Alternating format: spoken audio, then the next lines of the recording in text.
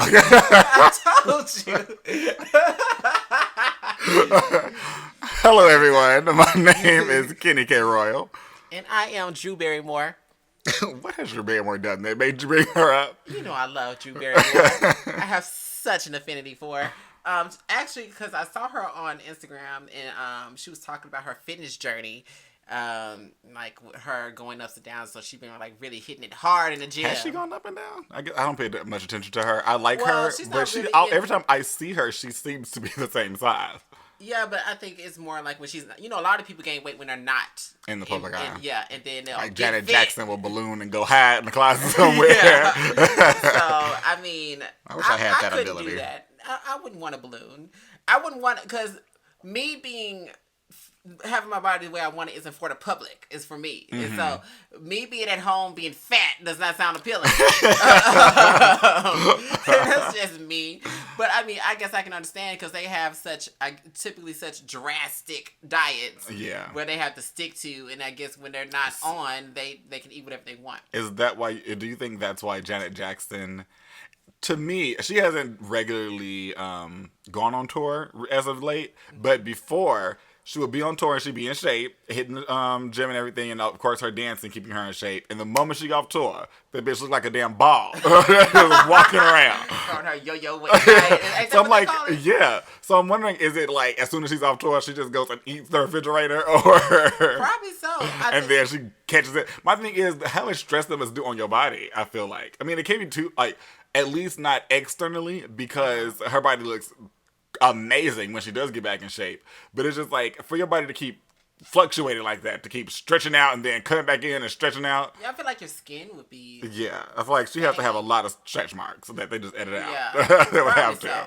Which is like so strange now, because she's been on tour like pretty steadily lately, because she had the Unbreakable tour, mm-hmm. Then I think she had the State of the World tour. Is the Unbreakable tour the one that she canceled everybody's shit on because she got pregnant or whatever, or is that something else? Was that the tour? When did she have that baby? I don't know. She did definitely. I just remember because everybody got pissed. Video to myself.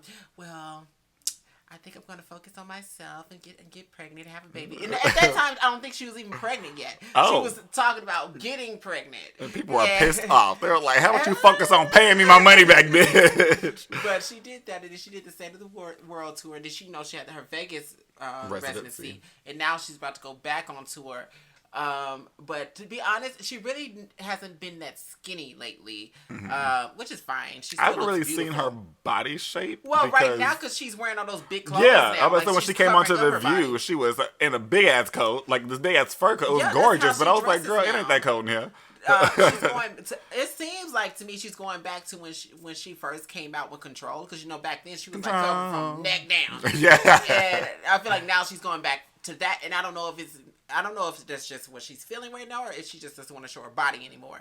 But I hope that doesn't mean that we won't have any more sex songs from Janet. You know, I just thought about how we started talking about Drew Barrymore. Janet. Talking about Janet more than Drew Barrymore. I mean, she's not doing anything as of late that I know about. I love Drew Barrymore. I want to see Never. You said Santa Clarita Diet got canceled, right? It did, sadly.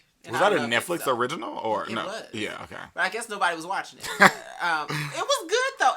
Now I hate zombies, and it's like the only zombie show that I watch. I love a good zombie show, but there are a lot of zombie shows that are terrible. I think iZombie you would really like.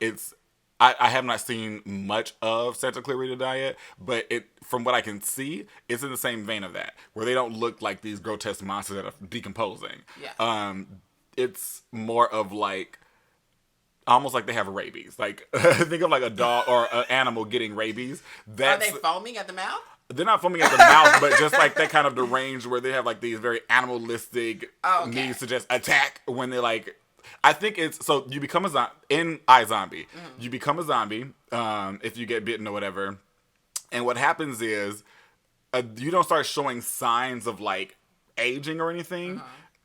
But like their hair starts turning white. Like every zombie's hair is like stark white. Oh. And it irritated me for a long time at the beginning of the first season because they could not get a good wig on her. I knew it was weird. Because of course to get a wig like that, you have to bleach it like crazy if they're going to use a human one, and it don't move. So because they didn't do it good. A wig will ruin the whole thing for me. It will, because I remember I think it was Eclipse, a part of the Twilight series where Kristen Stewart was wearing a wig, and I noticed it the entire movie. I was and like, it will bother the fuck out of you. Yes, if you pay attention to hair, it will bother you. Nico's, who is my brother, he was like, "Why do you care so much about this wig?" I was like, "It matters." It does. It matters. Oh my god! But as far as Santa Clarita Diet, the way they become zombies, which I guess technically they're not zombies, but that's just what we're gonna call it. Nobody exactly is saying they're zombies. There's the kid that is. It seems in a lot of these shows, like it's Santa Clarita Diet, iZombie, The Walking Dead. Those are I don't watch Santa Clarita Diet, but iZombie and The Walking Dead and some of the other zombie things I've seen. It's like zombie is not a term in pop culture. Yeah. So they don't call it that in those shows. They call them anything else. That's why and The Walking Dead, the main thing that they call them are the walkers. They call them the walker, like they just wander around because that's all they do. They're walkers. I can't remember what they call them in iZombie. I don't think they call them zombies. I could be wrong. They could possibly call them that, but I don't like. I can think about all the terms they call them in The Walking Dead, but I cannot think of what they call it in iZombie. Well, as far as Santa Clarita Diet, there's this boy that lives next door that's really into, I guess, that type of fantasy sci-fi stuff, and he, basically equates it with being a zombie. Oh, so they do have it in pop culture. So, it's in there. But for one thing, at first she was the only one, and then it became this thing. But the way she became a zombie? It's not like she got bit or anything. It's this thing like it's clams or. Clams. Oh yeah, I remember you telling me that. I think it's called like a blood clam, where she had a clam, and the next day she coughed off a red thing, and she threw up all over the place, and all of a sudden she was controlled by her id, and so she was impulsive. An id? Her id. How do you say? It's basically is a part in your brain that like is impulsive and just does whatever you want. And so so she just did whatever she wanted. Like if she like the day she became a zombie, she went out and bought a car. And I wish I had the disposable income to just go out and buy a car. Her and her husband were realtors. I saw that money. Yeah, so they had good money. But she just went out and bought a car. Of course, her husband's like, what's going on, girl? And so she started like eating raw meat and whatever. Like she didn't particularly need to eat people, although she would if you made her mad. So that's kind of like how it is in iZombie, in the sense that they don't need to eat people. Like they don't eat much of anything, and as far as like you only go. She eats. Does I think her name. I think I told you this before. Her name is Liv Moore. Yeah, I think you did. Yeah. So her name is Olivia Moore, but yeah, that's what. So they need to eat, but they went with the old trope of needing to eat brains. Yeah. And so she works in the morgue, and so she has access to all these brains because these motherfuckers are dead. So what she does is, if somebody is dead or whatever, as she's exhuming them, I think is what you call it, she will take the brain out, and she makes brains look so good the way she cooks it. She makes it into like little sandwiches. She'll do some pad thai. Like she be fucking it up with her brains. But she says that like she always adds like this really, really, really hot sauce on it because that's the only thing she can taste. Like, no matter what she eats, she can't taste anything unless that hot sauce. It's not even really tasting like feeling the spiciness of it. I guess, yeah. So she's like, that's just what she wants to do. Everybody else, like all the other zombies, because she was like the first one as well, or at least she thought, and then she started realizing there's this one guy who has been one longer than she has. But he was like profiting off of it and making like he was selling like killing people and taking their brains and selling it to these other people that need to get it because I think they can't eat anything else. I think because they have like a reaction to eating regular food or they just don't have a taste for anything but brains. they don't have to eat it for a long time. Like, she doesn't have to eat it every day. But if they go too long without it, that's when they get this, like, carnal urge to just, like, go rip apart somebody that they go see outside. Well, she, like, in Santa Clarita Diet, like, she can eat, like, raw meat, but she would rather eat flesh. Yeah. So they will eventually, like, go out, find a body for her, or she'll kill some bad person. And Child, that seems like a slippery slope. Well, you just deem anybody bad because you need to eat tonight. Usually her husband tried to help. I know there was like he jaywalked. Get him. But typically she's not like normally ravenous. But apparently there's supposed to be like a point where if they don't get like a cure or at some point, then they will become that way. Like, and it won't be no helping them. But of course it got canceled and we never got to that. But I think because sadly, iZombie was on the CW, and then I think it moved to either Hulu or Netflix. I want to say Hulu because I think their own. Well, they had some stock in each other, but I think it's on Hulu, and I think it only had 5 seasons before it ended, and me and Aaron only saw the first 2 to 3. I don't think we finished the third, but in it, I don't think there was anything of them like needing a cure. I just know that the longer they were zombies, the whiter their hair got. And there's one guy, he would just always dye his hair, which is why she didn't know he was a zombie. Yeah. He would just dye it black or brown, whatever it was. I don't know why she didn't choose to do it, because they don't show them aging, but you do get pale as fuck. So like your skin turns white, you start looking pale as hell. I think your eyes change color too, if I'm not mistaken.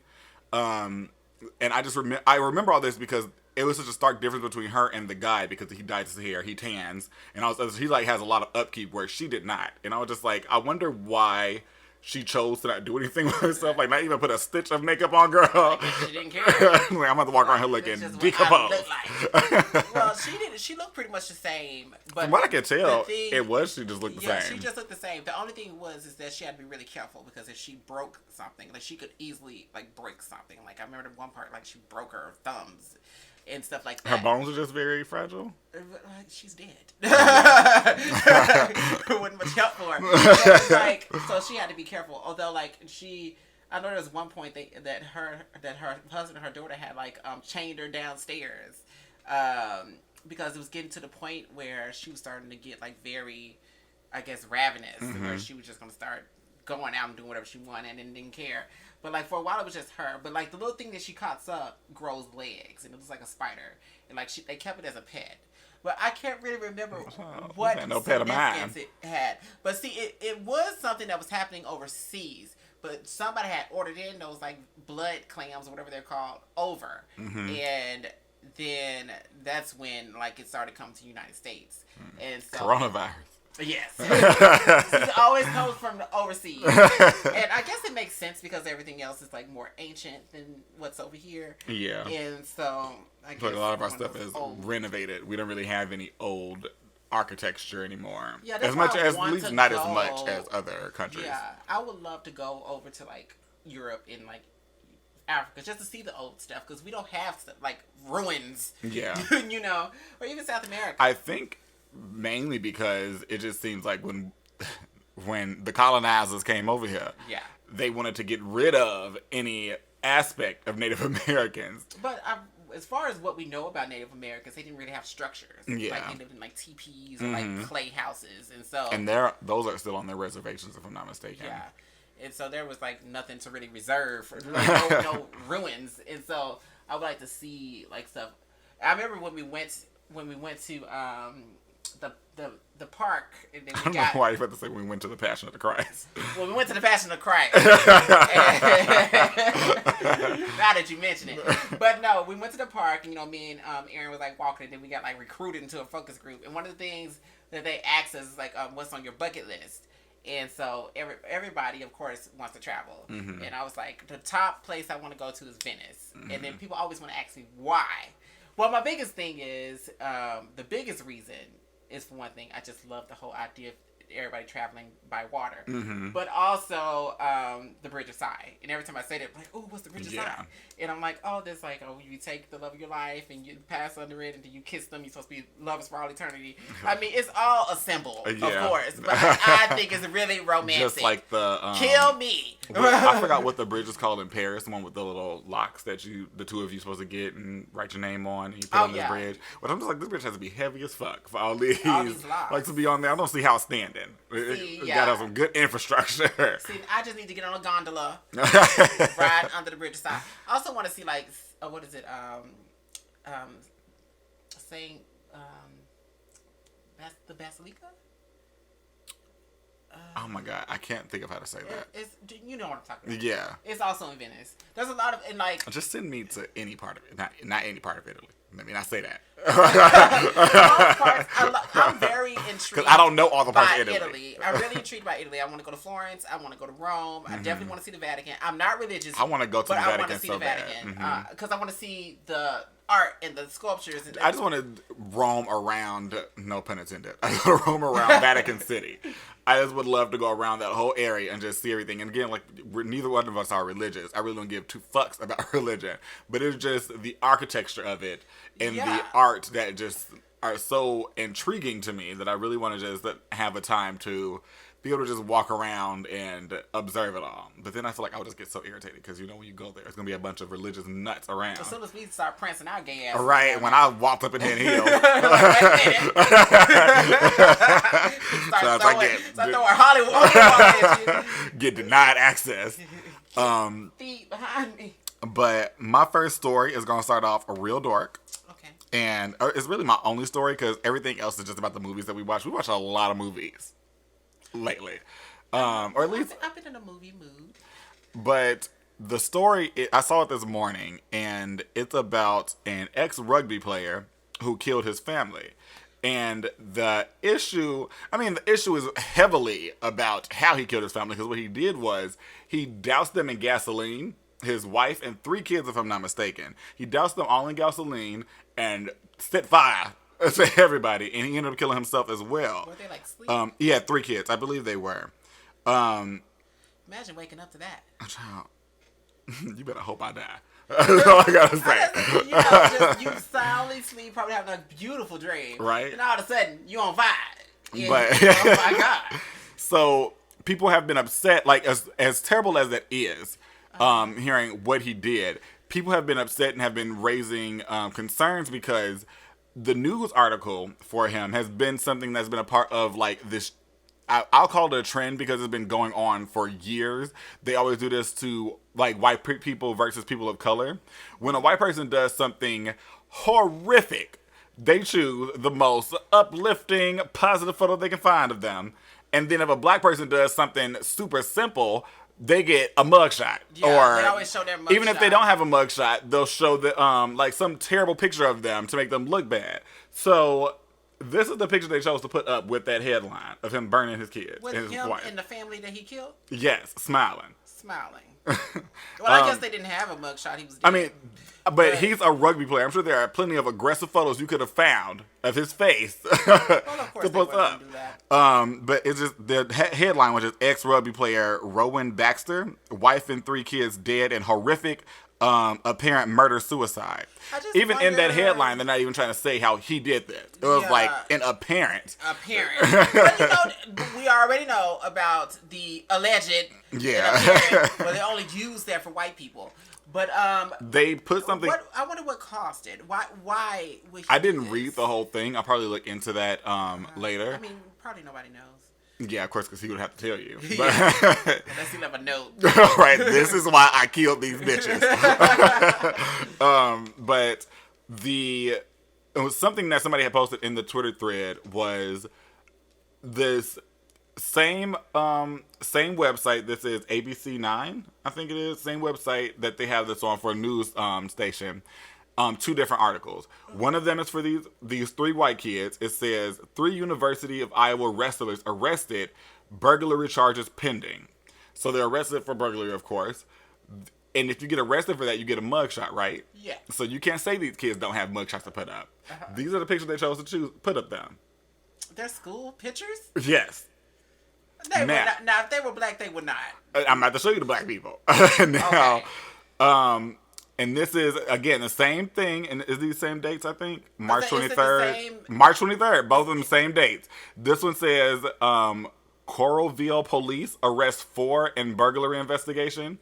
And mugshots for each of these black boys. Because they always want to criminalize us. For everything. And it'd be like, these white people be out here doing the worst shit. And be getting praise and trying to decorate the headline of it in a way that you don't put so much of the blame on them. And you want to use these fancy words or these positive words, but when it's a black person, it's, oh, this thug did this, or which is another thing. I'll see if I can find it, but they were showing some other shit up in here where a news article was, like, I think it was in a magazine, and a page over, the person was like, on the first page, you have something where it said something about it was a white boy, and it said, student does blah, blah, blah, whatever the crime was that he did. And, of course, when you get over to the black boy, it's like this thug kicked a police officer. And the crimes were very far between, because the black boy, I mean, his crime was kicking a police officer, where the white person was something far worse. I'm going to see if I can find it, because I need to read it off. But more than likely, if a black person kicked a police officer, that police officer more than likely provoked it, or he was trying to defend himself. Black people ain't too much finna fuck with the police. Right. I can tell you that much. But it makes me think of this question that was asked to us about illegal immigrants, where it was saying, do you think that if they got hurt in the United States or something, should they be covered? And I'm like, why would... Is it because, like, are they saying should they be covered because it's coming out of our tax dollars and we don't want to... There's a lot of shit coming out of my tax dollars that I don't want coming out of there. Insurance or stuff like that. Like, things that are granted to people who are U.S. citizens. I feel like if they're a human and they're hurt, let's help them. I felt, and I remember saying that, because there are people who were saying, of course, no. And what would you do in that point then? If they're hurt, are you going to send them back and be like, I hear your broken leg? But think about... Americans are like, they don't go to other countries. Yeah. So what if you went to another country and you got hurt?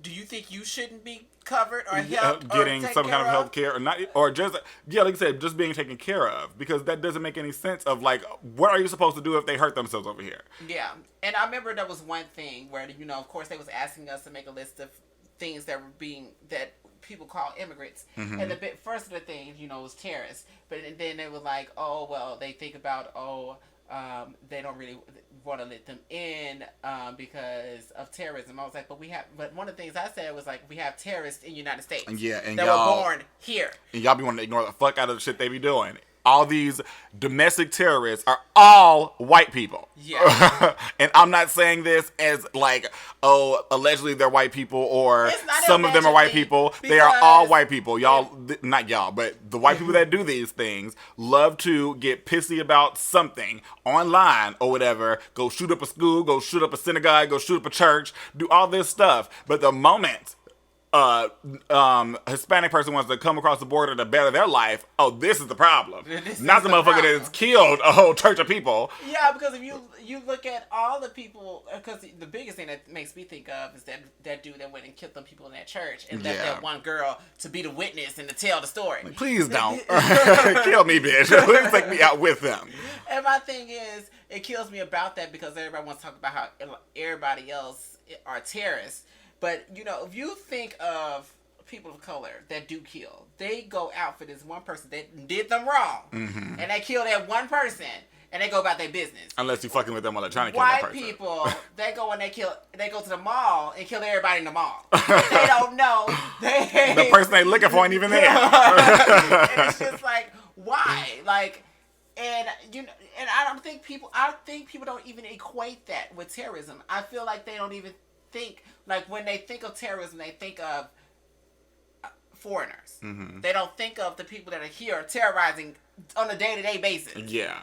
And I think it's because white people are the majority, and so they love to... And of course, when I say they, I'm not saying every white person, because I know plenty of white people. Like, I don't even think I know a racist white person that has a mindset like that. At least I hope not. Please disassociate yourself from me if you do. I don't want to get killed one day. The things I find with white people, and trust me, I actually get along far more with white people than black people. So, just have to be very honest. I've spent more time with white people than black people.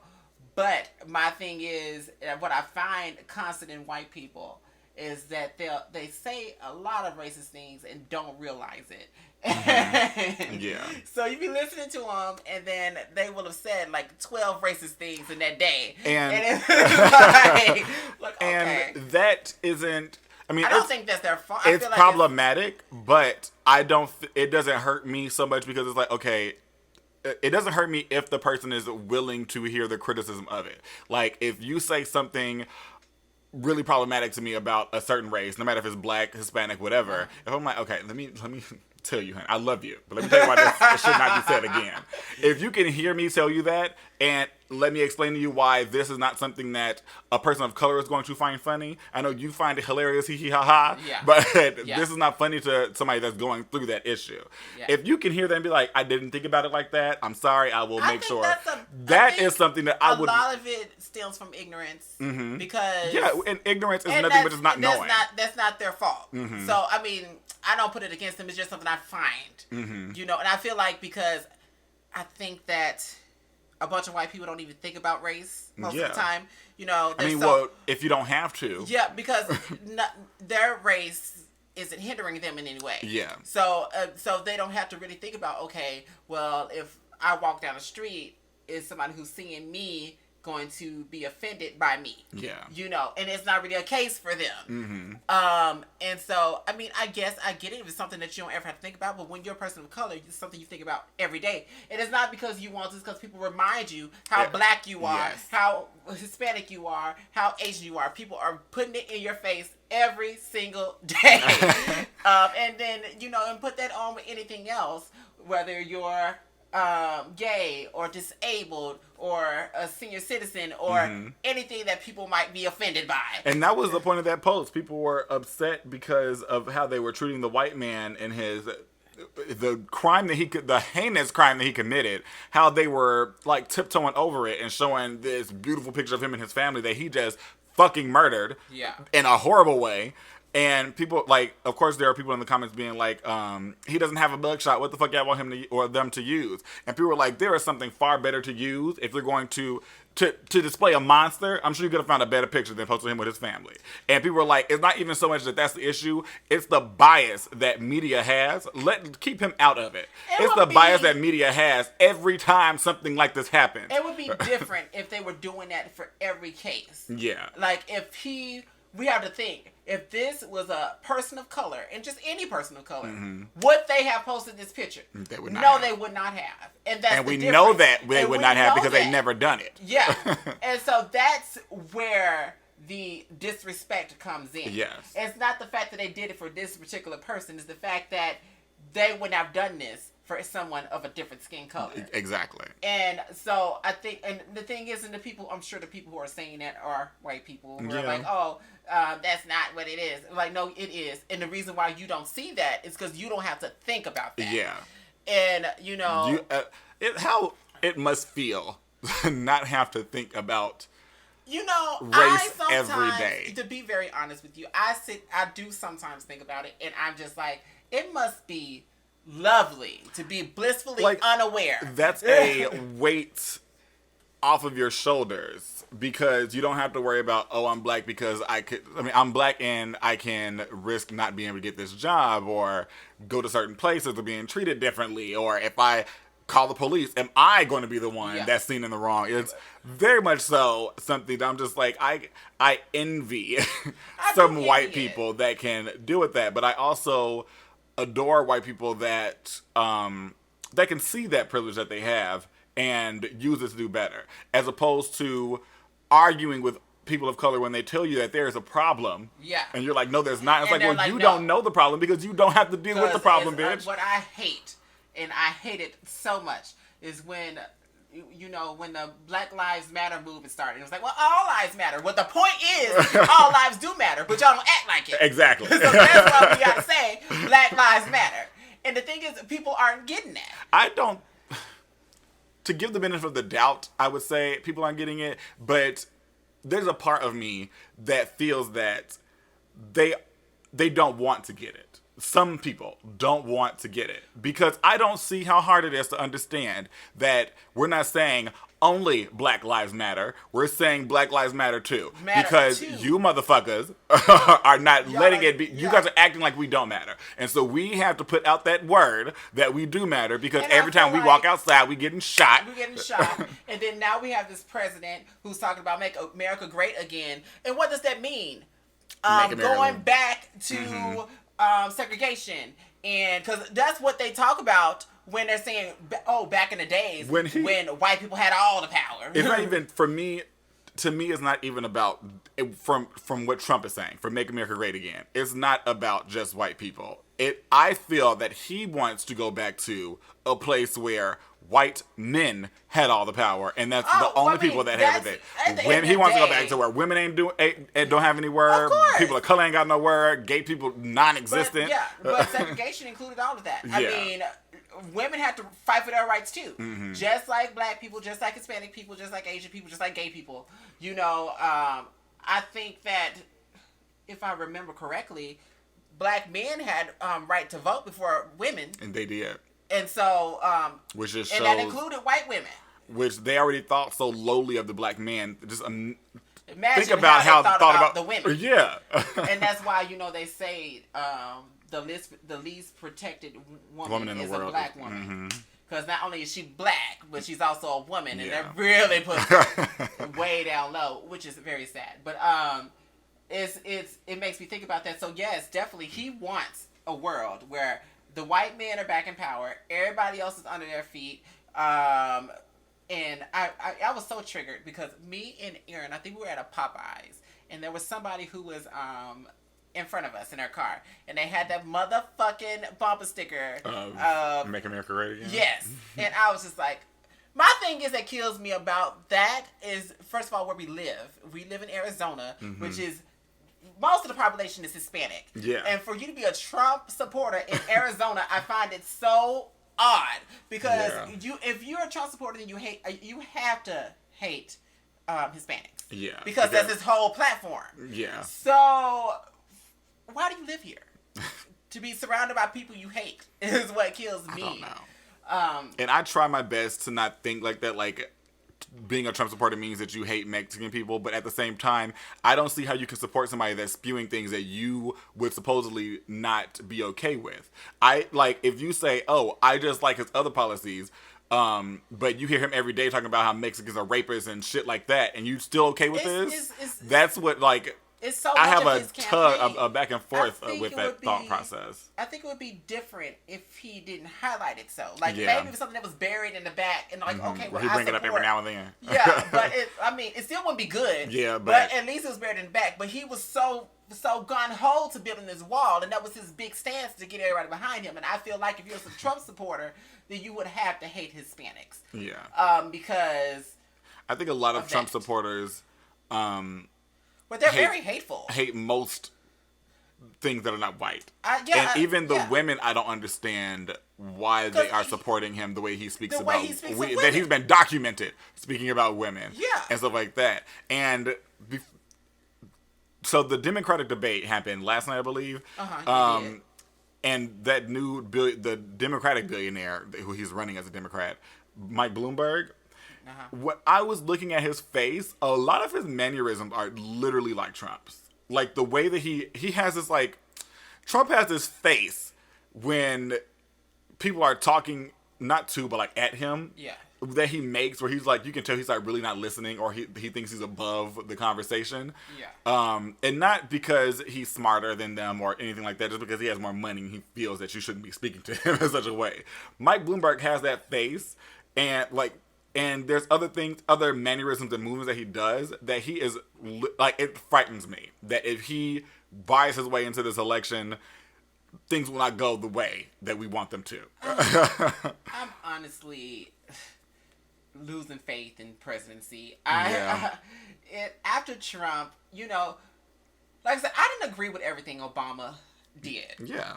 But I say still, Obama was one of the best presidents we've had in recent memory. As far as like decorum and stuff like that, there was nothing on that man that you could discuss. Like morally, there was nothing that he had any issues with. He was a great husband to his wife. He was a great father. There was no scandals of him cheating on people or having women that he was fucking behind the back seat. Yeah.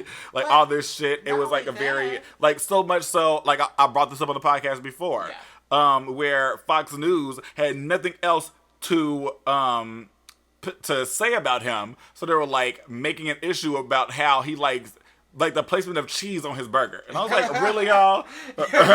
Something. I feel like, although, of course, he was a really stand-up guy, and he still is. He's such a lovable person. Mm-hmm. But he got a lot done, is what I definitely say. Like I said, did I agree with everything he did? No. But he got a lot done. He made gay marriage legal. He did, health care reform. Which I am shocked it has not been snatched away. I'm shocked it hasn't, and I know it was one of the things that Trump wanted to do. I think more than Trump, his Vice President Mike Pence wanted to do it because he is very much so against gay people. Well, we here, bitch. Well, that's all I can say. I don't see how you be against something that's here and thriving.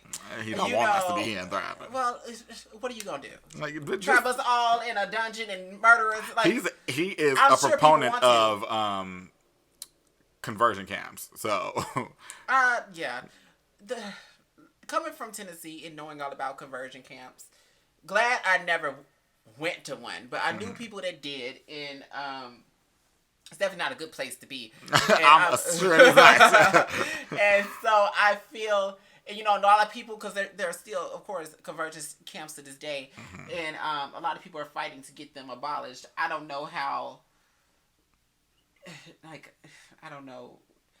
I don't think there's going to be a day in my lifetime, at least, that we're going to see complete equality for homosexual people. I don't think there's going to be a day that you see complete equality for anybody that's not white. For anybody, period. A white man. But, I mean, I feel like we're, between us and the Hispanics, are like, they're throwing us into the dungeon.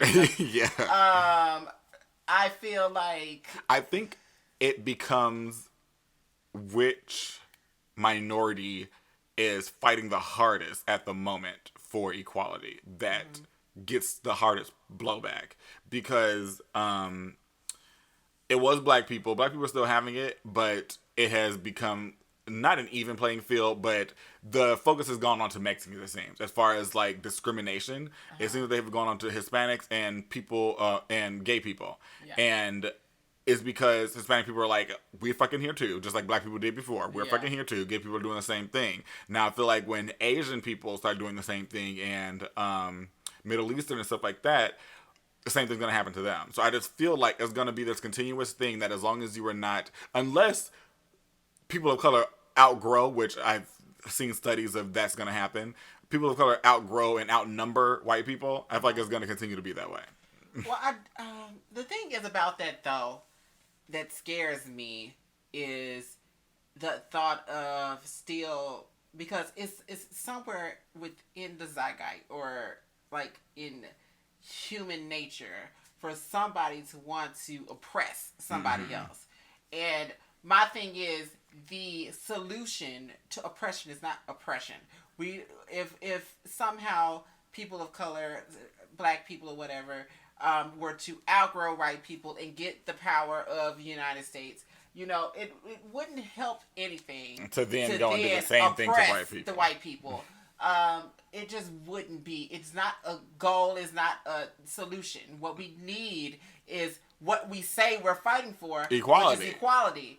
And that's why I had a discussion with my mother, and I remember we were talking about gay rights and all of that stuff, and I was like, well, I'm all here for gay rights, but I'm a person who's fighting for human rights. I feel like, I definitely want gay rights, and I want black rights, and I want Hispanic rights, and I want Asian rights. But to sit up and just to split them all up, I feel like we need to focus on human rights.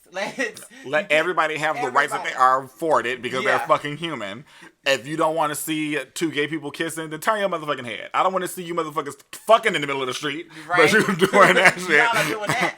My thing is, love to talk about how this shit. There was this post going around on Twitter, and I doubt I can find it right now, but it's this art teacher. Have you seen it? This art teacher, and she has she's on TikTok, and she's doing this dub of some kid being like, this, that, splat. I don't know what the fuck they're saying. This, that, splat. And she's just showing, she's showing all these kind of crazy, she's, like I said, she's an art teacher. She's showing all these crazy, all these crazy outfits that she has, and they're just bright and colorful because she's an art teacher, so she's not she's showing the spectrum of color.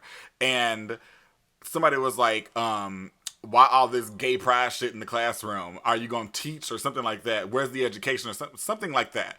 And people were like, I know this is hard for you to understand, but the rainbow is not just for gay people. I don't know why people have got to the thing. She's an art teacher and she's showing. It must be gay. Yeah, because nothing in the classroom said gay pride. She never said anything in the video or made any notion in the video that she was fighting for gay pride. And I'm not saying that she's against gay people, but that's not what the point of that was. She was showing off her colorful ass outfits, being the art teacher that she is, showing the spectrum of color. But at the same time, why would you assume, say even if it was about gay pride, why would you assume she doesn't teach? Why are you assuming that she just walking around in the rainbow? And one thing he did say was, why are we sexualizing stuff, all this stuff so much? And it was why also, just because it's gay doesn't have to be sexualized? Straight people act when it comes to the topic of talking about gay people, straight people act like all gay people do is fuck, as if they don't do it too. I'm gonna tell you, you motherfuckers be doing shit all over the place. Gay people are more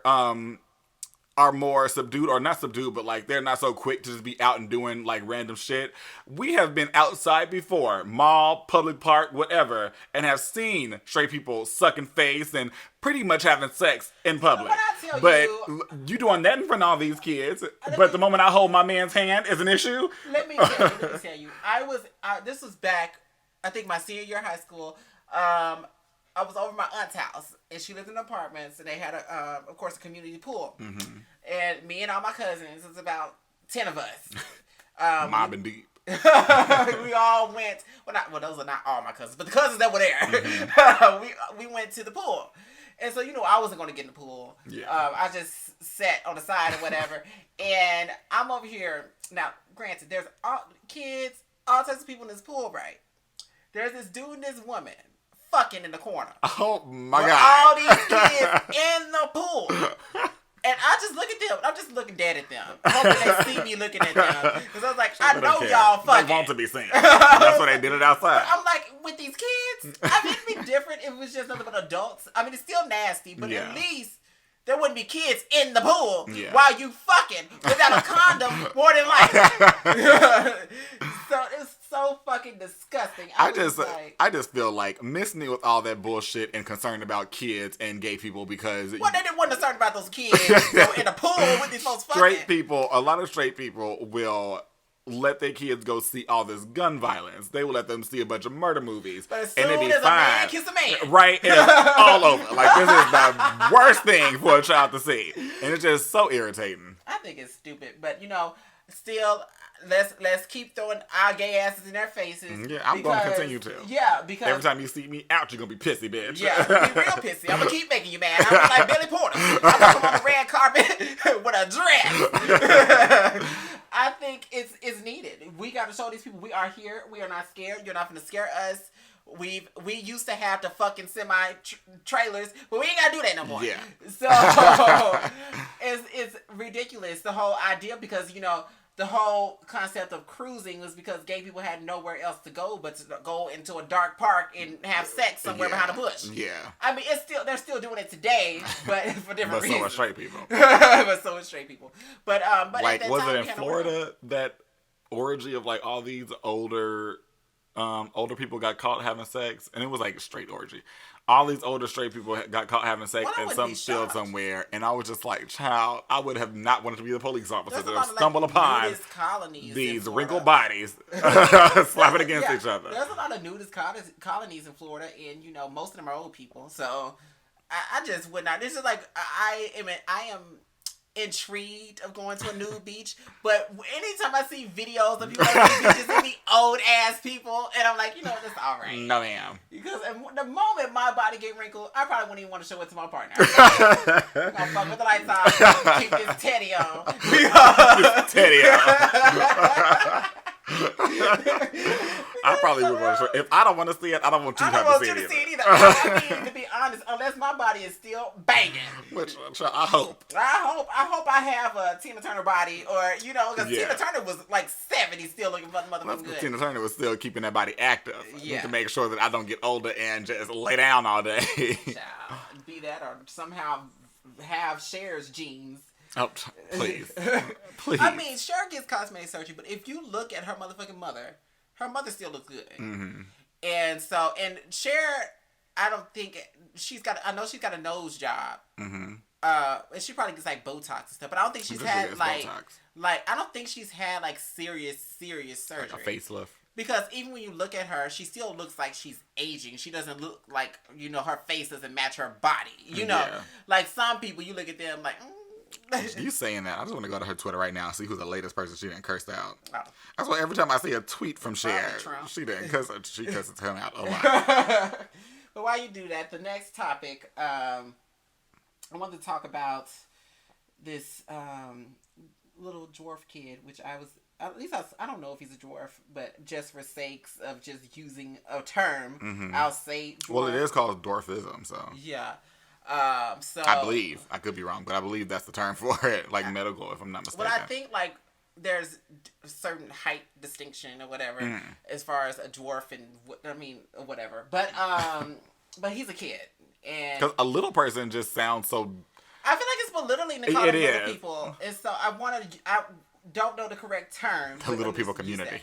The little people, and I definitely don't want to use midget because it's very derogatory. Yeah. But it was so hard for me to even watch the video. I've known a couple of, dwarfs in my lifetime. And I mean, they're sweet people just like everybody else, or whatever. I mean, they're no different.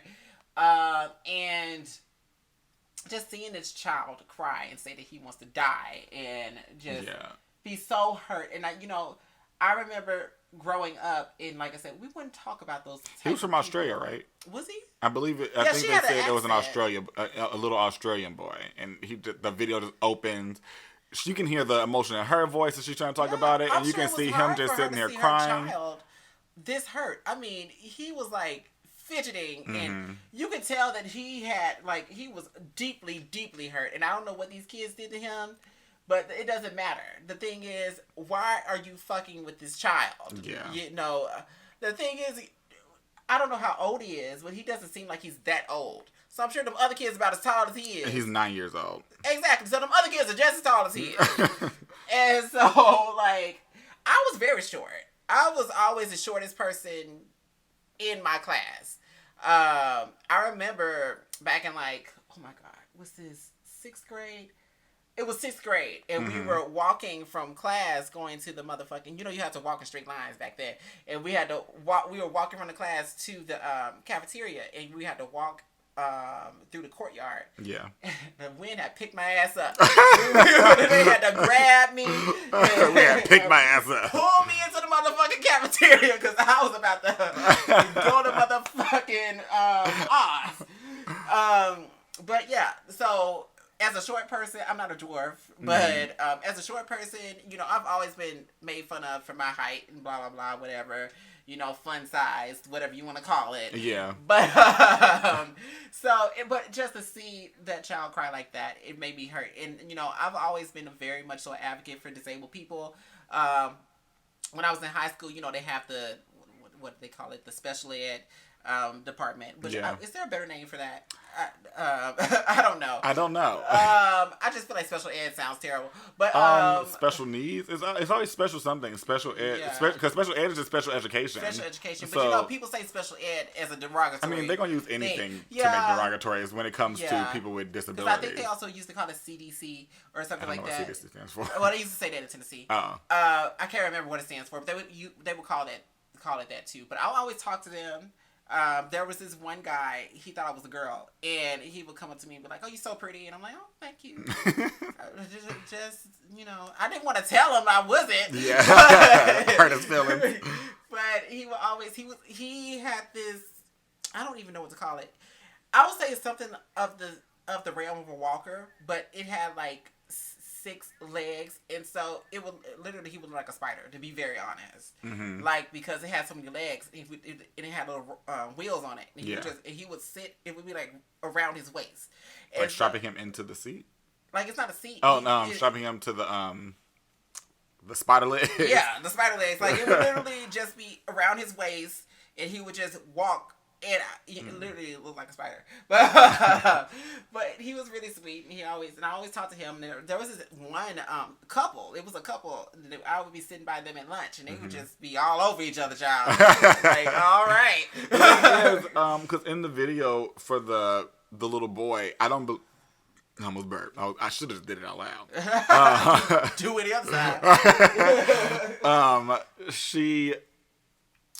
I don't believe the mom told what actually happened, like what event triggered it. Yeah, I think she was at that point. She was just so fed up about how often it happens that she didn't think that it needed to be. I don't know. I mean, but at the same time, you don't want your kid to get sheltered. Yeah, it gets them ready for the world, but I just would not want to see my child crying like that. He's probably crying like that every day. Because she said in the video when she said they're about to go to the mall, and she said she wished she could just have her phone. She said she wished she could have her phone to record the reactions. I'm like, you recording on your phone? Yeah, girl. I guess she just don't want to have it in people's faces. Like, you see what you're doing? But I think is maybe people need to see that, because I don't think people realize. We're not special ed, but when we go out dressed the way we do, we get those stares too. You go anywhere, you notice. You have to notice because in order to be safe. Like, I go out, I'm not afraid to be who I am and dress the way that I want to dress, but it is something that you have to be very aware of your surroundings. And so when you're aware of your surroundings, you see all the people that are staring at you, how many people's kids are saying shit or asking questions. I can hear them, like, in passing, being like, "Is that a girl?" I'm just like, does it matter, bitch? That's why I want people's parents to act, like, because if Lamar doesn't talk like this because he's grown up with me. But if Lamar would have ever said something like that about somebody walking by, like, "Is that a girl or a boy?" I was like, why does it matter to you? I got that Are you about to do something with them? Like, I don't understand. I got that a lot as I was growing up. I don't really. People, if I'm dressed up, people automatically assume that I'm a woman. Mm-hmm. I had that issue last time I went to Charlie's. They were about to, Charlie's only charge women, and they were about to charge me. They were like, I got to the thing, and he was like, "Oh, that'll be $7." And I was like, I looked at him weird. I am a man. And then I didn't say anything, but I looked at him weird. And then he kept staring at me, and I kept staring at him, and he was like, "Oh, no, you good." And I was like, okay. I wonder if they charge trans women. I don't know. I would wonder that. Because I'd be like, if you were trans and we're going in, and I knew they charged women, and like you are full trans, and we going in there and they're like, "Are you good?" And then look at me like, "He good." No. This bitch gotta pay. This bitch gotta pay. It was mad because I went. We gonna make this equal opportunity, bitch. I went with my coworker, and she was in front of me, and so she paid. And then when I got up, because I didn't tell her about the whole thing, because it didn't even cross my mind. Because when they are having you go in, by the time you get accepted, you just move on. At least I do. I just move the fuck on. I will see you when I get in the building. I've only been there twice. Mm-hmm. The first time I went, I wasn't dressed up. Yeah. And so I didn't have any issues. I just walked in. And then, but when I went with her, I had a wig on. I had a whole, the whole thing. And so they literally thought I was a woman. But she went before me. She paid. And then I ended up not paying after the whole exchange. And then she was like, "Why do you got to pay?" I came in with you. I was like, "Oh, I have a penis." You should have put on what do they call them? We were just talking about this the other day with Ashley's boyfriend. Oh, what are they called? Pecker? Yeah, pecker. Should I put on the pecker and be like, you see this? Oh, God. But back to the little boy. Yeah. And where she was saying she wanted to record people's reactions to how they're staring at him. Because I don't think people realize what their stares can do to somebody. Like, if you're not... Like, if you don't have the mental fortitude to withstand, like, okay, I know these people don't get me, what the fuck ever, that can hurt you, which I'm sure him being a kid, 9 years old, and having to go through, like, being bullied already, and then you have to deal with, like, anywhere you go, you're getting stared at. You can never just do something and not cause attention. Yeah. And I feel like that is something hard to deal with growing up, because at least I was able to form my self-esteem and kind of dip my toe out there. He doesn't have a choice. No. This is how he looks. This is how he was born. And I don't see why. First of all, people need to teach their kids to stop fucking with people. Stop going up and messing if they're dressed a different way than you know or you expect a man or a woman to dress. Mm-hmm. If they look a different way, that ain't none of your motherfucking business. Why do you feel the need to say, do whatever to them? Yeah. One thing I don't think that people are really quick to teach their kids is respect. Yeah. I know my mom was really big on respect, and I feel like it's a big thing in the South anyway, because the South is very traditionalist, and so they're very big on respect. It depends, because other people's definition of respect is different. Respect is relative. It's very relative, and that's something that I always talk about with how me and my mom are. Yeah. The thing that I say to my mom, if somebody else hears it, they'll be like, "That's disrespectful." But if my mom doesn't find it disrespectful, and I'm not saying you to disrespect her, then what the fuck does it matter? So you can find disrespectful if you want to, then you don't say that to your mama. My thing is when it comes to, because I've been around you and your mother, and of course y'all's relationship is very drastically different from mine with my mother. But of course, like, we come from two completely different places, where my mama sometimes act like she's 80. Even when I was like young, my mom was always acting like an older woman, and I don't know why, but I remember when I was young, I always thought my mom was older than she was, because I swear she acted like a grandma. And I don't know if she just has an old soul or what. Maybe. But and people have said that about me, that I act older. And typically, like, when I'm at work, I normally end up talking to 50 and 60 and 70-year-old people. But I don't know. But but I never really judged you and your mother's relationship. It had not a damn thing to do with me. But people do that a lot. I've come, like, all throughout my life of course, with my mom. Yeah. I've had people say and do say shit about how I shouldn't talk to my mom. Like, I remember one time I called my mom on the phone. I was like, Angela. Because she was irritating me. She wasn't answering at first. And when I finally got a hold of the heifer, I was like, Angela. And I was like, you call your mother by her first name? Like, when she make me mad. Normally, I'd be like, Angela Caprice Johnson Collins. Be glad I didn't do all that. And I'm like, my mom would slap me in my mouth. Okay, well, don't talk to your mom like that then, bitch. Yeah. My mother, I call my mom on the regular basis. Yeah. It is not rare, but it is not often. I'm just like, I don't pick up the phone like, hey, Angie. Or I don't talk about her. But I think it comes from the way you were raised. If she didn't raise you to just, you have to always call me mom. Yeah. My dad, on the other hand. My mother was very much, I'm not Bertha. And so it sticks with you for the rest of your life. When you're raised, okay, I can't say that. Yeah. And I used to, and you know this, I would call my mom Bertha Lee to other people. I'd be like, Bertha Lee did this. And then I remember some of my friends that came to the house back when I was in college, and they were calling her Bertha Lee. And she was like, Bertha Lee. But of course, nobody calls her one BerthaLee. Yeah. Like, nobody. Her family, my mama has the nickname Fulu. Mm-hmm. And so, where it comes from, I don't know. Where do most nicknames come from? If it's not like a direct tie to your name, they don't make sense where they come from. And she doesn't even know why they call her Fulu. She's like, the one joke she made is that, I guess they think I'm a fool. Like, I don't know, whatever it is. But, so no one even calls her Bertha. like nobody. So, because even when she was working, everybody called her Mrs. Richardson. Because she was always the boss. So, so when they were calling her Bertha Lee, she was like, what? Speaking of Mrs. Yeah. Amy at work, my manager now, she was discussing how somebody called her Miss, what's her last name? Slack? Yeah, Slack. Yeah. Somebody called her Miss Slack. And she was like, is Mrs. I'm married. And then she went into this story about how she didn't take her husband's last name. And I turned around and I was like, so you are Ms. Slack? She's like, no, because I'm married. You didn't marry into a name. Yeah. So you didn't take his name. Your name is Miss Slack. Until you go by Mrs. whatever the fuck his last name is. So, did she say why she didn't take his name? Because it's a very random ass story. So apparently, when he was born, he got his father's last name.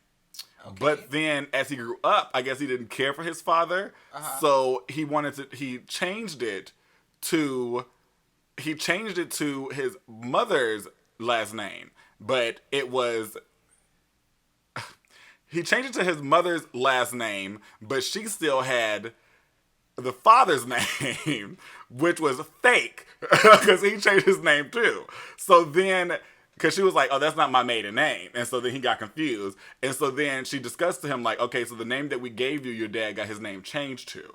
And so I had his name previously, his like original name. I think it was like Man or something like that. Yeah. And so then I was like, Amy, all of this, girl, all these names, y'all just got money to drop, apparently. Because changing your name is not cheap. I still don't understand why she didn't take his name. She didn't really explain why. She said she didn't. She said, I didn't want to take his dad's fake name. That's what she said. I didn't want to take his dad's fake name. And so she kept... Wait, no, because then she said her name was actually something else. It was just confusing. Names are going all over the place. I don't even know what to say about that. I have contemplated, we've had this conversation, contemplating whether or not I wanted to... because, I wanted to change the spelling of my last name because I just wanted it to be separate from my father. I wouldn't dare take my mother's maiden name. I hate that name. I mean, it's just not a name that I want. Yeah. I mean, there are people that are proudly walking around with their last name, but I don't want it. I'm glad my mom was married by the time she had me, so I got to take it. The thing is that it's not supposed to be their last name. My grandmother's last name is supposed to be Fundren, but also it's not supposed to be Fundren because, apparently it's supposed to be Fonda, like Jane Fonda, but over time they forgot how to spell it. So they started spelling it Fundren. There are names that you've told me about from the South that I'm just like, this just is a sad state of affairs. It's always something about somebody not being able to spell something, somebody not being able to say something. They weren't educated, just to be very honest. But so they forgot to spell it, and it became Fundren. But my grandma, she has 3 brothers and sisters who are all very, very dark skinned. She is almost white, and because she has, a white father. Yeah. And so they would make fun of her. And so on her birth certificate, her name is Fundren. But they made fun of her because of her skin color and that she wasn't like them. And that their father was not her father. And so she was like, I don't need y'all daddy name. I'm taking my daddy name. And so her father's name is Crump. And let me tell you, I do not want that name. My grandmother had 4 kids with my grandfather. His last name is Chisholm. And they only gave his last name to my aunt Niecy. Her name is Mary. But Mary. Which my grandma has 2 daughters named Mary, and I asked her on multiple occasions, why did you name 2 of your daughters Mary? Did you forget that you already had one named Mary? It could be. But when I told her that, she said, I didn't name any of my kids. And I was like, who named them? I was like, who named your kids? I was like, did you just have people come in and name your kids? This looks like a Mary to me. I was like, okay. So, but so everybody else was a Crump, which I didn't understand because even my Aunt Niecy is the 3rd child. So I was like, okay, so you named the 3rd child Chisholm, and then all the rest of them are Crump. Like, you have 8 kids. But it sounds like people have weird associations with names. For me, especially in my family. When I think about changing my name, I would have to change all, like, if if I want to be really technical, if I had the money to, I would make sure to change. It would not be Kenneth. It would be Kenny. I can't stand Kenneth, and I don't see a future that I would want it to be Kenneth. So I would just want it to be Kenny K. Royal, and I would have to get all 3 of my names changed. And I feel like that would. I mean, I could start off with the 2 and just go by Kenny like I do now. But when it comes to being places at work, like where I work right now, On Track doesn't allow you to have like a Shurion. I could put Kenny on my name tag, and everybody that came up will call me Kenny. Yeah. But my name tag says Kenneth, and they can't, for whatever reason, they're not supposed to change it. And so whenever somebody comes up, they're like Kenneth, and it burns me every time somebody calls me Kenneth. But okay, so think about this, because you're saying changing your last name to Royal, but I mean you're going to get married next year. Mm-hmm. So are you married or not going to? Well, I'm talking about as far as, because you go by Kenny K. Royal, mm-hmm. but that's not your legal name. So would you make? Well, I don't know, because Aaron doesn't want to keep Bing, but he also wants to change to Sinclair, and I was just like, how about we just go by Royal? And still to this day, and I've said this to you before, although I like the last name Bing, mm-hmm. and I don't know why he wants to change it. I think because we like the name, but we didn't have to grow up with people making fun of it all the time, calling him. Well, I guess I understand. I mean, I have my name. Yeah, but people, like, when you have a name like that, if you don't already care for it that much, I don't see what is really there to make fun of Bing. People will make a way. Children are terrible. I mean, they do make a way. But, I mean, I guess, and it's not even, it may not even be so much as of making fun, but just all the different bingaling or little stupid things like that. Just don't even want to be called it. Because, I get my name and I get the whole chemotherapy, chemosabi. Mm-hmm. And one thing I get a lot, which I just truly don't understand the correlation, is Pinocchio. I don't. And I'm like, is it Pinocchio? I mean, I guess because when I tell people Pinocchio, and they, like Pinocchio, and I'm like, no, nothing like it. I was like, sure, not it at all. But I get that a lot. And trust me, I don't like my name. But strangely enough, although I don't like it, I think it suits me. Mm-hmm. I think Kenny suits me. If I look in the mirror and I'm like, this me, I am a Kimokio, but I don't like it. I don't like the way it sounds. I don't like all the consonants in it, like the harsh K's. It doesn't sound good. It's not something that feels good to say. It doesn't feel nice in the throat. So I mean, it's not what I would have chosen for myself. I think because I never say your full name unless I'm adding something else to it. It's like Comokius or something like that. Like, nobody does. Absolutely, my parents don't. When I tell people, like, for instance, at my job, and I'm like, I come up and I always introduce myself with my name, Kimokio. Mm-hmm. And, people are like, what? Huh? Say it again. Okay.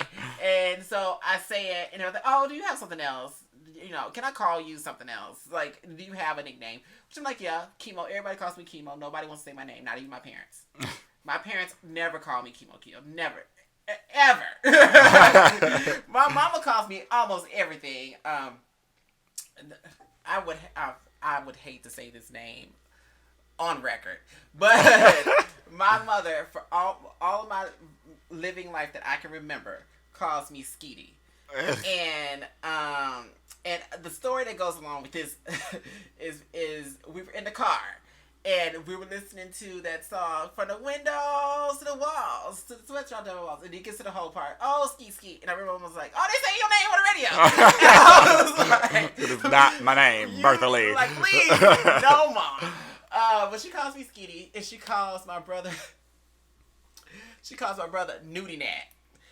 Where's she getting these names from? Because my name is Skeety Scat. Skeety Scat. These sound terrible. My name is Skeety Scat. And you remember, I don't know if you remember, when I record my music, that's just for me, I have that fake record label, Ski Scat Records. Oh my God. And that's where it comes from. I don't know why you endorse this name. I thought it sounded good for a record company. Ski Scat. But yeah, I'm Skeety Scat. Scatting all over people. Yeah. That's a totally different thing. Please, no. The thing is, now that I think about it, oh my God. Yes. Scatting on people are two totally different. Why, Mom? Hold on. Real quick. I took a screenshot of it. Oh my God. Not of somebody skeeting and scatting. I would not have screenshotted that.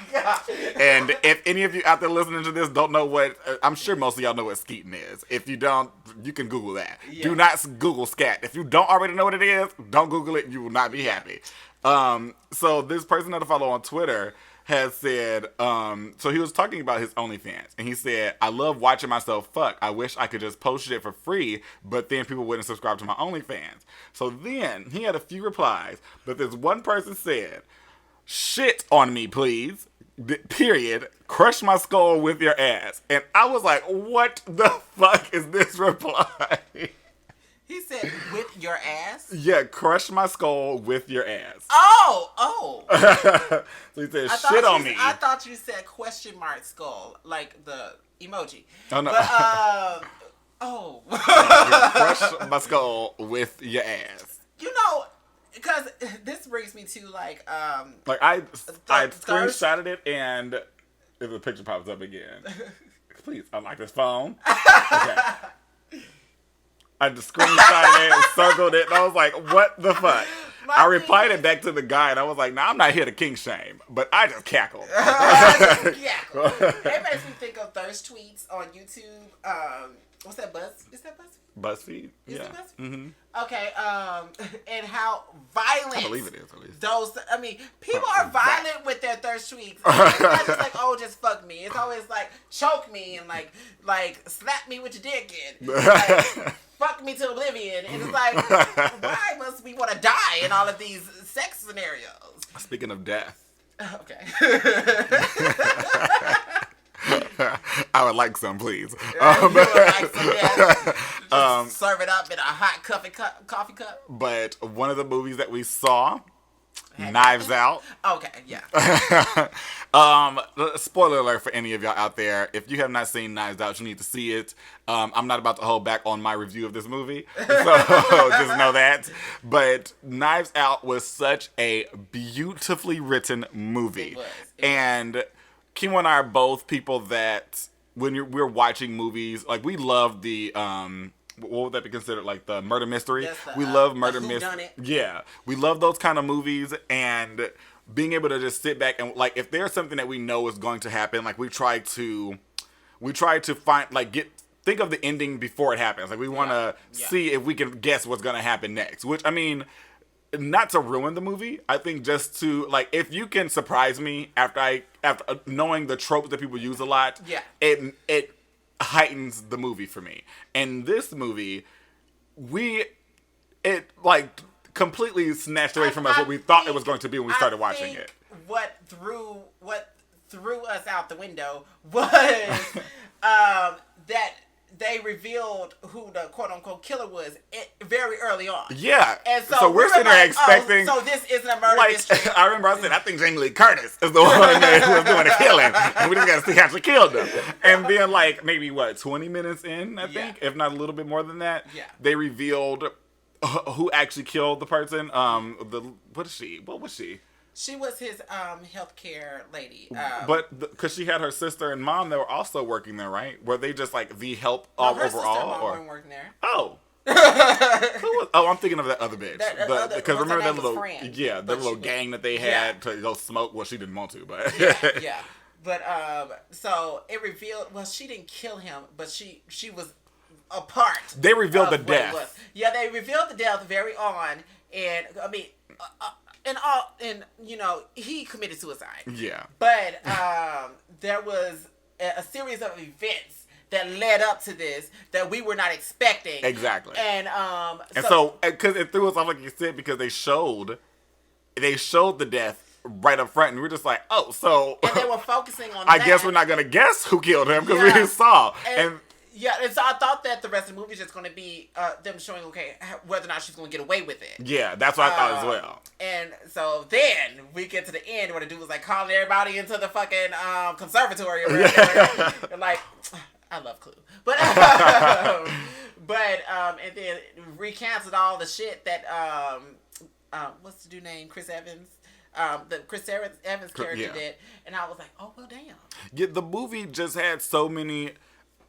It was so suspenseful because you're just every moment, because we knew that she had a part in it. She didn't do it, but she had a part in it. Yeah. Every time something would happen, we're like, oh, they're getting closer to knowing she did this. Yeah. Oh, they're getting closer to knowing she did this. She was trying so hard to cover up her steps. And I think we were so focused on whether or not she was going to, because she was a really good person, and she had got the entire estate. And she had that little situation where she can't lie because she lies. She physically becomes. Was when because the friend character died, but we didn't know she went to the hospital. And when the hospital called her, she was like, "Okay, this is the hospital. I'm gonna talk to them." And so she got on the phone. Was like, "Okay, thank you." And then said, "Oh, she's dead." And then the dude went in. And he confessed everything that he did. It was like, "Okay, well, what y'all gonna do with it? She didn't even die. And then what y'all gonna do is get me for attempted murder? I'll be in jail for like 9 months. I have great lawyers." And then that girl threw up in his face. Right. He's like, "Oh, she lied." Yes. She did die. I just feel like that is such a weird response. I want to look that up and see if there's like an actual thing. If there are people that get physically ill from lying and just like throw up. Like maybe not as dramatic as she was in the movie, because they had to make it movie worthy. Yeah. But is it something where like you either get hives or like some kind of physical manifestation of some people like that feel, that way? Because I feel even because, some people, that's why they have lie detectors. Mm-hmm. Because you have, a lot of people have such a distinct reaction of lying. And then some people can lie and everybody, even they believe it's They're true. Called sociopaths. Which is my father. I swear that man is lying to this very day. People say that they lie so much that they believe their own lies. But I don't know if I believe it. Do you believe that they believe them? Do you think in their head they think that it is right? Or do you think that they're just making sure to make you believe? No, I think they believe it. I feel like in order for you to make it believable, you have to believe it. Yeah. I believe that. I guess just like acting, you need to believe in that role to be able to do it really well. Because I believe my father, of course, I don't think I've ever spoken about this on the podcast. My father attempted to murder, he did rape my mother, but he attempted to murder her and then commit suicide. I was gonna be like one of these movies we watched, but he wasn't, like, my mom was able to talk him out of it and whatever. To this day, he still says that he did not do it. To this day, I believe he believes it. Now that I can see that, but not saying that he's not a sociopath. No, he is a sociopath. I'm not saying that he's not one, but I feel like that this specific thing, I don't feel like is a sociopathic thing. I could be wrong. Okay. I don't think it's a sociopathic thing. I think it's more of something where he knows he did something so awful that he's put it back. He has blocked it from his memory. For him to deal with it. For him to deal with him, like the terrible thing that he's done.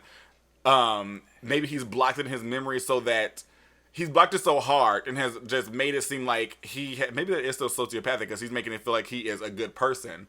And so he's blocked it out and he can't make himself believe that actually happened. I think if we're going to talk about the psychology of this specific scenario with my father, I believe that it's something you can't take back. I mean, there's a lot of things you can't take back, but that's something that you really, really, there's all the evidence. I saw my mother. I was 7 years old. I saw her. I know what she looked like after. It was not good. And so, there was all types of evidence of it. And I remember the first encounter with him after all of the, chaos and, when he kidnapped us. And I remember crying because I thought he was going to kill us. And he saw how distraught and upset I was and couldn't understand why I was. And it was that quick. Huh? So it was that quick that he just forgot why this would be an issue. Well, it wasn't quick because when it first happened, my father went to jail and then he got bailed out, and then we fled the city for almost 2 years. So I hadn't seen him in a while, and then when we finally came back, that's when so it had been at least 2 years by the time he had kidnapped us.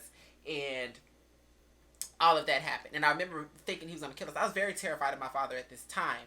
And he wasn't registering with him why I would be scared. And then when I told him, he cried. Because he was like, I would never hurt you. I would never do it. I've never done that. Blah, blah, blah. Like, I strongly believe within him, in order for him to deal with what he did, he has blocked it. Because although my father has not been ever in my lifetime to show us love and affection, I do believe that his kids are the only things that he loves. Although he doesn't know how to show it. I strongly believe that. And even when I talk to my mother... Do you think he thinks he shows it? Maybe. I think... Like some strange way he thinks like the small amount of things he does do is like, this is all the love you need. I don't know if that's... Okay, the way of course, I've thought about this many times. And I've tried to understand my relationship with my father.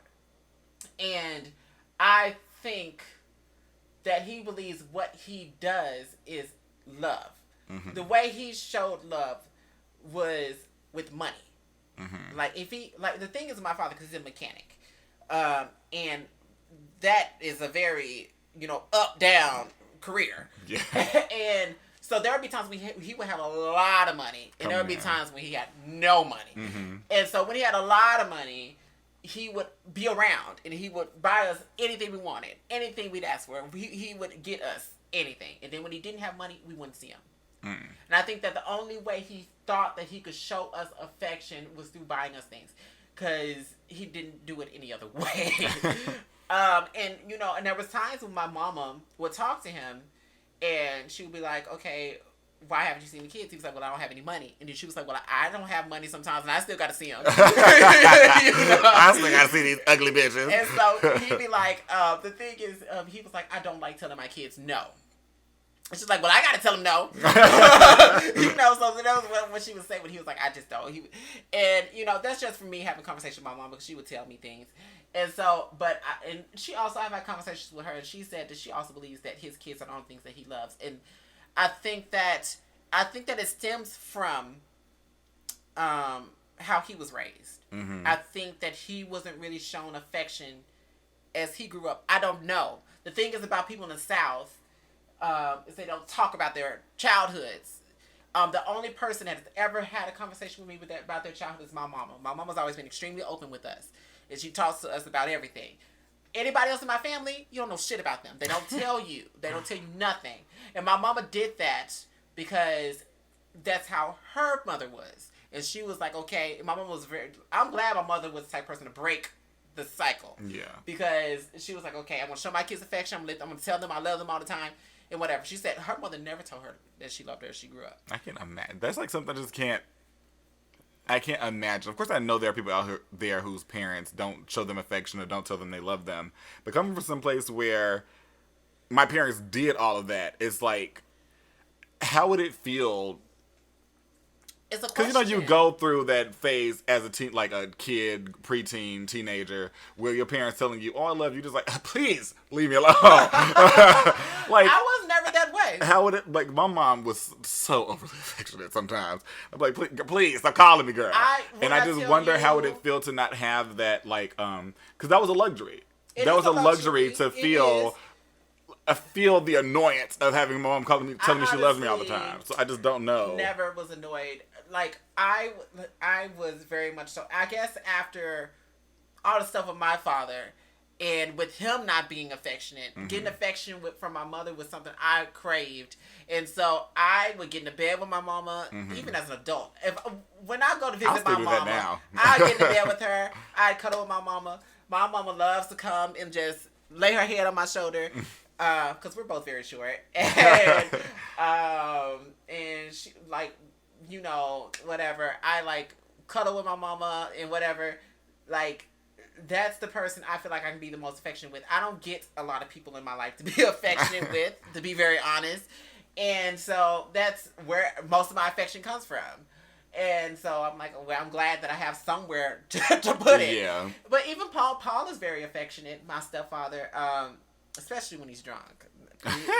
He has called me on the phone to tell me how much he loves me when he's drunk. See, I never, because both my father and my mother were both very affectionate. My dad, I mean, he's not as affectionate as my mom is, but it's more of just like a man versus a woman's affection. Yeah, it's definitely different. So, but he was very much so affectionate. He very much so made sure that we knew, not just by using money, but that we knew that he loved us.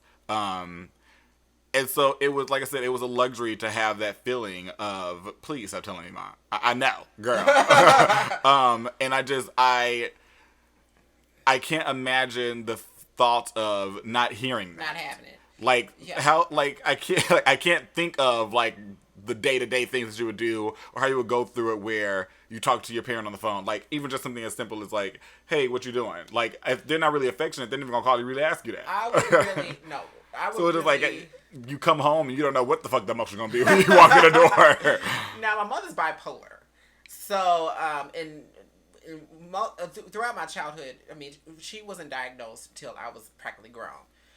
So we had to deal with that, you know, and that was something. Although my mom was always nurturing and loving and caring, but, you know, bipolar people, they be up and down. And so sometimes you'll go and talk to her, she'll be like, what the fuck you want? And you're like, oh, I'm not talking to you. Go into my room. But turn around real quick.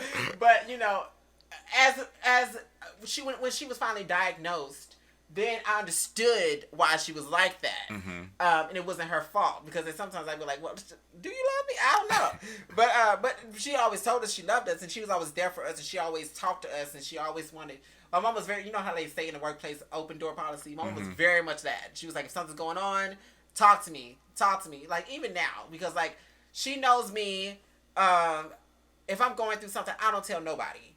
I keep it to myself and whatever, and I figure it out on my own. And, you know, she begs me, because I don't know, my mother has that type of, like, I don't know, ability to tell when I'm going through something. Even when I'm trying to act like everything's fine, whatever. She's like, I know you're going through something. What's going on? Tell me. I will send you money. Do you need me to come get you?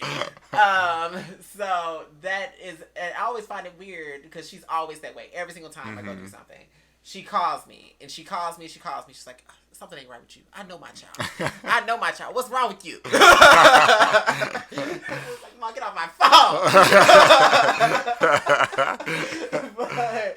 but you know, other than that, but it's hard. I used to hate talking to my father on the phone because it would never be positive. Never. It would never. My father, I never in my life has had a positive thing to say to me. And it's hard to deal with. It really is. And it's something that kind of scars you for the rest of your life.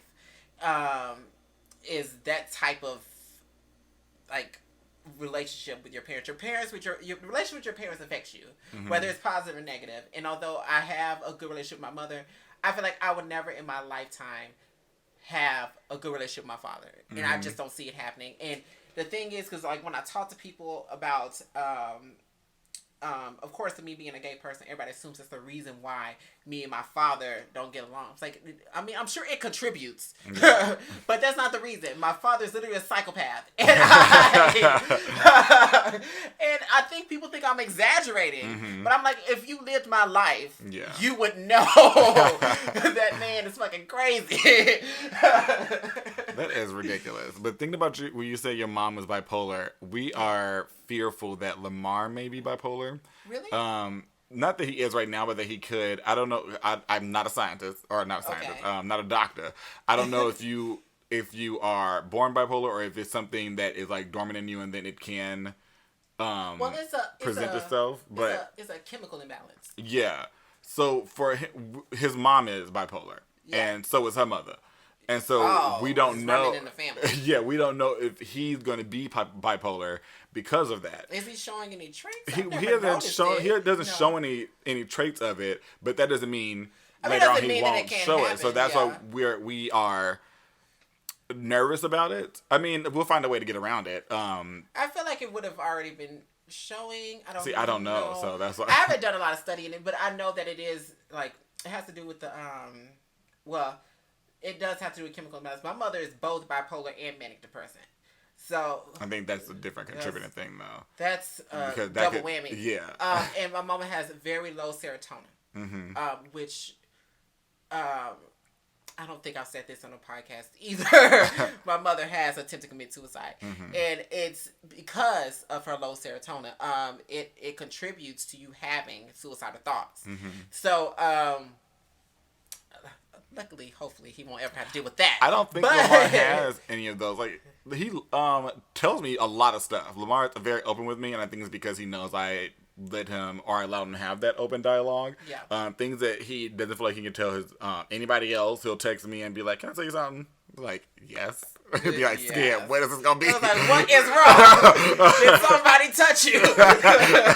Child, the day if that ever happened, I would go to jail. Yeah, I definitely hope that never happens. Luckily, it seems like he's made it this far without it happening. He's made this far without it happening, and he also knows, because this is one thing that we've discussed, I don't know if we talked about it on the podcast, but privately before, where kids end up getting touched and molested and not even just that, abused, because they don't know any better, because parents or people that are like their guardians aren't talking to them about things. And Lamar can ask me anything under the sun, and I will answer him just like I'll answer you if you ask me. Yeah. Like, if me shielding you from it and not saying it or not speaking about it is not going to shield you from it if it happens in real life. Yeah. So I would rather tell you something that, even if I don't think that you're old enough or that you are mentally ready to hear this kind of conversation, I would rather at least get you there than for you to find out in the moment. Well, Lamar is such an intelligent little boy, and I appreciate that child so much because I don't like children. That is the only child that I like, that I've been around. Because I remember I was with I was over someone's house, and they had 2 kids, and the kids were bad as fuck. They were basically climbing up the motherfucking wall. I was like, I need to leave, and I rode with someone else, and so that's I'm not gonna take a smoke break outside. You don't even smoke. I need one. I started today. I tell you, like, the kids were like screaming and hollering and whatever. I mean, one of them I'll give a pass because that child had autism, which is still hard to deal with. Although I'd say I have a cousin that's autistic, and not anymore, but not that he's not autistic anymore, but his behavior changes. There's like levels.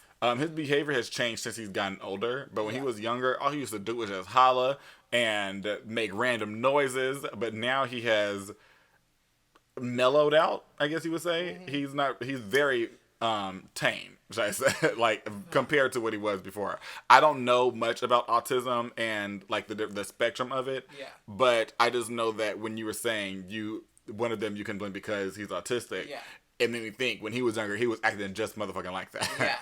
But still, like, if you're somebody who's not used to that, like, the only child I was around was my brother. Like, that's the only child I babysitted in my life because I had no choice. And I remember my cousin, she had baby. Well, I've got a lot of cousins with babies. And they'd be like, "Oh, you want to babysit?" No. I do not babysit. This is not in my itinerary. And so, like, I don't have kids. There's a reason for that. I mean, there's also, I'm gay. But, but if I was straight, I feel like I wouldn't have kids. They're not on my itinerary. I just detest children. And I love Lamar so much as being the calm, sweet, affectionate child that he is. And like I said, that's the only child. I've known that child since he was a baby. And it's so crazy seeing him as big as he is now. But whenever I get on Facebook and see his, like, they post, like, those older pictures, and it'd be one of him, I'll be like, wait, what the fuck is this? Oh, I didn't know that somebody posted this. I went on Facebook to see if they would have one, and the first thing I see is "You've been kidnapped." I'm like, what is this? I was like, have I? You've been kidnapped. Your is it because I said kidnapped? No, it's somebody. So Aaron reposted this. And it says, "You've been kidnapped. Your kidnappers allow you keep posting on social media to pretend everything is all right. What would you post that would alarm your followers with?" Oh, I've seen this before. Oh, I saw that. Didn't he say something? The person who replied that said, "I want a pork chop." Oh, I don't see any replies. I want a pork chop. I guess they do not like pork chops. I don't like a pork chop. Speaking of children, before we get out of here, so I don't want to really review this movie because it ain't nothing to review much, but Sonic. Okay. Oh my God. I knew it was going to be children in there because it's of the type of movie that it is, but I didn't expect for it to be so annoying. On top of, there was this adult. It was like this grown-ass man. He had to be mid-40s. He was laughing. Like, you know, we make fun of the laugh tracks and like old sitcoms and stuff? Yeah. He was that. Oh, Literally. wow. Things would be happening that were not funny. Kids weren't laughing. No one else was laughing. He was motherfucking tickled. And it would be something like every situation. Like, okay, there's a scene where Sonic, I can't remember everything specifically. Sonic does something and he laughed. Then Sonic is like, did anybody notice that? And he laughs. Then Sonic looks around the corner. He laughs. And I was like, why are you doing this? And he didn't have one of those like it's a soft little chuckle. It was one of those very harsh, loud, like, cannot be tamed laughs. And it's just like, oh my God. But the movie wasn't terrible. It just isn't something that you need to see twice. You really don't need to see it once. But it's not something you need to see twice. I will say I appreciate the studio listening to their fans and changing the way Sonic looked, because he looked much better. Like, the animation, everything of him was done really well, and I couldn't even imagine it looking good, or the movie even being good, seeing him the way he was at first. Yeah. I don't know who greenlit that idea, but they should have been fired. But he looked really good. They had this little surprise thing at the very end, like the little end credit scene. It was Tails. Yeah. I thought it was going to be Knuckles for some reason. Like, I just knew. I was like, I'm sure they're going to show a surprise it's going to be Knuckles. But it was Tails. And he was cute. And I was like, I guess it's supposed to make you want to see, if they make another movie to want to see it. I doubt I do. If it comes on, if it's on Hulu or Netflix, that's my review of it. If you catch it on Hulu or Netflix, watch it. We only went because we got the $4 tickets from T-Mobile. Yeah. And we're like, well, we may as well. It's still Valentine's Day weekend. Let's go ahead, get it over with. But it was, nothing in there really happened of notes. Jim Carrey was doing Jim Carrey. He essentially does Jim Carrey every damn role. There was a few little like authentic laugh moments, but not enough that I feel like to go out of the comfort of your home and sit up in this chair with a bunch of people around you, irritating you with their children. Well, I had a conversation with Aaron about it when we were in a car, and of course I wasn't there, I didn't see it. But he was like, he felt like it was geared more for kids, which I found weird in my personal opinion. When none of these kids grew up with Sonic, I was like, they wouldn't know Sonic. Yeah. I mean, we were the ones that grew up with Sonic. I had a Sega Genesis. I wouldn't know if any of those kids even know what that is. Right. So I find it odd that it was marketed to kids. And Sega's not even a thing really anymore. Sega's become like a subsidiary of Nintendo. So it's not like kids really know that name. Like, we grew up, Sega, that sound, you knew what was going on. There are no games from Sega that do that anymore. Well, they don't have any consoles anymore. Yeah. They haven't had one, since the Dreamcast. Which did not do well. The Dreamcast. Yeah, well, they didn't put any games on it. Yeah. So, I mean, what do you expect? But the thing is, Sega, and I don't know if we had this, I think I told you, because I had watched a video on YouTube that talked about Sega's downfall. And basically, Sega, there was Sega that was in Japan, I believe, and there was Sega in the United States. And they didn't like each other. And so the other one would always try to sabotage the other. Which was like, y'all the same company, exactly. bitch. So there's a lot of games that Sega missed out on. Sega was supposed to get the Nintendo 64. Sega was supposed to get the PlayStation. Sega was supposed to get out the window. Yeah, they were all supposed to be Sega stuff. The reason why, because if you remember, Sega was the first video game that had a disc. It would let you play music on it. Yeah. If you remember it. And so it had... With the Dreamcast, or? No, it was a version of the Genesis. Oh. Where it did let you play music on it, and so it had a little separate compartment for a disc. Which is why it was going to get the PlayStation, because of that. But like I said, they kept sabotaging each other, and they would have to keep missing out on the games. And so they would be like a contender with everybody else if they wouldn't have sabotaged their own company, to be very honest. My thing is, what do you think sabotaging the other leg of your company is going to do? Well, they were hoping that the other one would just sell its part, and it would just be that. That's what they were hoping. But the biggest thing is that the Japanese people didn't like the United States people. It started off in Japan, as far as what I remember them saying, and then they needed help with marketing, so they had brought people in from the United States, and then the United States really helped them, and they became really big. But then they were like, we want our power back. Y'all getting too much, y'all getting too much clout up in here. So we are going to sabotage y'all. And so they kept doing that back and forth. And then now they got to a point where they only started making video games. But even with that, they still don't really make that many video games. They only started making video games because, like you said, they failed with the console situation, and I do know that they were trying to go up against Nintendo a lot. They wanted to be like head-on rivals with Nintendo. They did, yeah. And then Nintendo ended up buying them. Nintendo owns and I won't even say that they own a lot. They own Sega, because any Sega game that you see or character that you see is going to be on a Nintendo console. Yeah. Bayonetta was Sega. That's now on Nintendo. I think Devil May Cry, like all those characters got Sonic. All those characters got folded in, which is why you now have Mario versus Sonic, because Nintendo owns that, because these motherfuckers are too stupid to not if fight. They would have took what became the Nintendo 64. It could have been the other way around. It doesn't bother me too much because I don't play Sonic games like that anymore. The only reason it bothered me, it was going to bother me, is because I had just gotten into Bayonetta. And then we found out, before they could even talk about Bayonetta 2, that Nintendo was going to buy them, and that Bayonetta 2 was going to be on the Nintendo stuff. And I was just like, Nintendo, because at the time, Nintendo doesn't have any content like Bayonetta. Bayonetta is a genre of its own. Yeah. It is very sexualized. It is very gay. It is very... all these things that I did not feel like Nintendo had any other...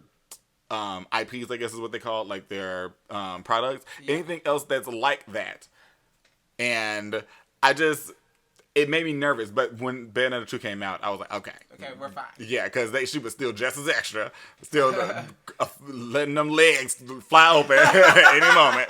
Spread eagle most of the goddamn time. So I've seen some, like, I haven't played Bayonetta, but I've seen, like, scenes from it on, like, YouTube, and I'd be like... Bayonetta 2 or Bayonetta at all? At all. I've never played it. I swear I got into Bayonetta because of you. I told you about it, but I never, because I don't have a console. But well, it was on PlayStation 2 at first, and I remember your brother had a PlayStation, didn't he? PlayStation 2 or PlayStation 3, one of those? Whichever one it was my brother always has a console, but I don't know if he played Bayonetta or not. Oh. But me and my brother don't even live in the same state and haven't in a long time. But when the reason why I knew about Bayonetta, and this is how I told you about it, is there is LaRue. LaRue? The singer. I think her name is LaRue. She has red hair. Oh, I see pictures of spelling. Yes, and she had the song "In for the Kill." Mm-hmm. "In for the Kill" had a remix that became the theme song of Bayonetta. And that's how I found out about Bayonetta. Of course, it had to be through music. I saw the thing, and I was like, "Hey, look at this bad bitch!" Look at this bad bitch. That's how that happened. And I got enthralled with her after you told me that, because I found out that the same company that makes Devil May Cry, which I fucking love, makes Bayonetta. I can see that because it has the same style. They do have the same style, and it is.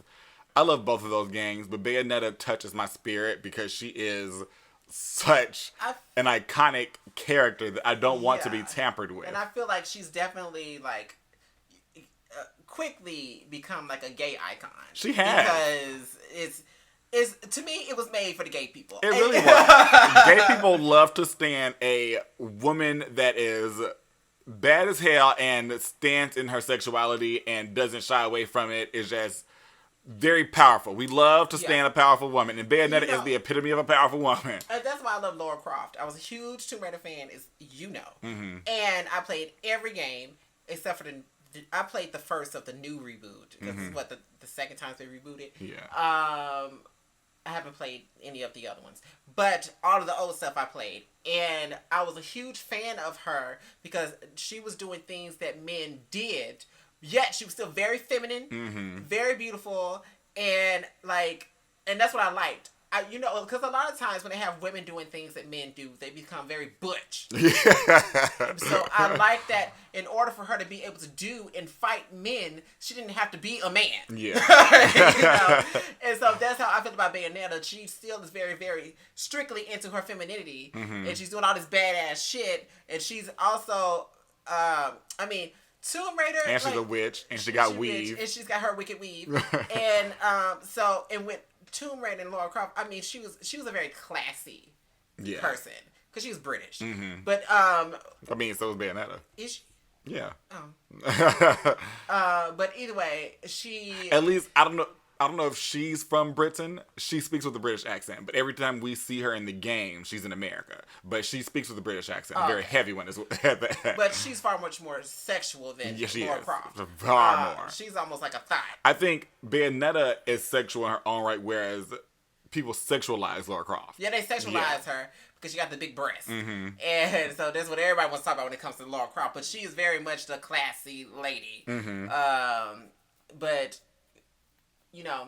But I stand for it because of that type of thing where we have a badass bitch that can be badass but still be feminine, still be beautiful, still kick ass. I feel like just like when it comes to my superhero movies and I see my superheroes, and one thing about me, and this is I probably shouldn't think this way, but I very much I'm upset when I don't see a woman in heels. And I understand it's not practical. It's not. It's not at all. Which is why you don't see them in them most of the time. But I'm just like, why she ain't wearing heels? But at least they put Wonder Woman in wedges. Yeah, most of the female superheroes have been in wedges. I think Scarlet Witch is not. An arched foot. Arched feet just look better photographically. Is that a word? When I said it, it didn't come out right. It didn't hit my ear. So it looks better photographically. A flat foot does not look so appealing, and I think people are more willing to see it on a man than they are with a woman. But even for myself, when I see if I'm helping somebody pose or something, if I'm telling you to pose and your foot is just flat, please arch this. Please. I don't care if you got a dick or a vagina. Arch this foot. Do something with it because it just, a flat foot is just boring. It doesn't, I think it's the tension of it. That's what it is. I don't know. A flat foot just looks unattractive to me. Now, when, because just before we go, because I was watching Teen Titans Go versus Teen Titans. Mm-hmm. And, if you haven't heard of it, it's the Teen Titans Go with the old Teen Titans, and they had which kills me because they're all the same voice actors. So and then it gets to this point where they bring all different types of Teen Titans into the movie. But the movie mostly focuses on Raven and her powers, and so they have the original Raven. And her feet were so flat. I was like, why? Her feet is flat. Because, the Teen Titans Go Raven's feet are this big. So you can't really see them. But, her feet was so long and so flat. And it just hurt my feelings. Well, so for all you women out there, know that if you don't have heels on, chemo might snipe you. It's a public announcement. Aside from that, though, do you have any parting words, Kimokius? Somebody Kimokius, send me a new Alexandria. Kimokius, Alexandria, Applebaum. Applebaum. This makes me think of, and we don't do this nearly as much, but we've been friends for so long that things come and go.